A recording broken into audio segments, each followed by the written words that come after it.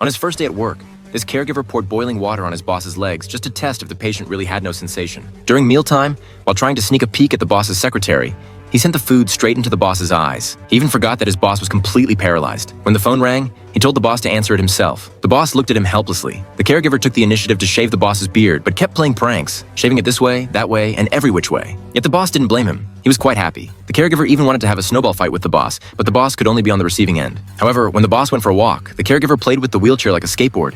He never treated his boss like a disabled person, but rather as a friend who couldn't move. Strangely enough, faced with such a rude caregiver, the boss not only didn't fire him, but enjoyed his company. He even paid him a salary several times higher than the average person's. Just like that, two people with opposite identities, skin colors, and personalities became lifelong best friends. Felipe was a billionaire who became permanently paralyzed due to a skydiving accident. In fact, he could only move his head. Felipe decided to hire a caregiver to look after him. Many outstanding candidates came for interviews, some graduating from prestigious schools and others with extensive experience.